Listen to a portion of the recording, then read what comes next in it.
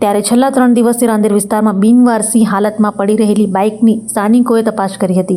ત્યારે બાઇક પર લટકેલી થેલીમાંથી રોકડ 2.69 લાખ રૂપિયા મળી આવ્યા હતા.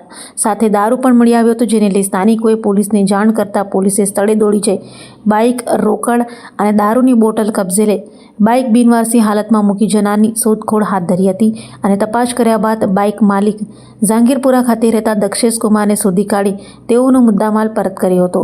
અને પુલથી આ બાજુ આવતો હતો મારા દોસ્તારને ત્યાંથી, એટલે ત્યાં આગળ મને એકદમ ચક્કર ચડ્યા.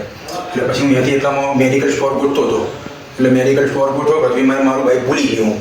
મને મારી બાઇકમાં થેલી લબડેલી હતી અને મેં પૈસા કરતા મારા છોકરાને ફી ભરવાના અને મારા કપડાં હતા, 4 જોડી કપડાં હતા, એ બધું હું એનું ભૂલી ગયો હતો. પછી મને કતારગામ પોલીસ સ્ટેશનમાંથી ફોન આવ્યો હતો. એટલે ઘરે આવ્યા હતા મારા ઘરે કહેવા માટે કે ભાઈ બાઇક તમારા રાંદેર પોલીસ ચોકીમાં છે, તો તમે સાહેબને જઈને સાહેબને જઈને મળી આવો એમ. એટલે હું કાલે આવ્યો હતો, પણ કાલે અહીંયા આગળ પોલીસ ચોકીમાં કંઈક ફંક્શન હતું, સાહેબ કંઈક મોટા આવવાના છે, એટલે મને બીજા સાહેબે ના પાડી કે ભાઈ તું આજ નહીં કાલે આવજે એમ. એટલે પછી આજે હું ફરી બીજી વખત આવ્યો હતો.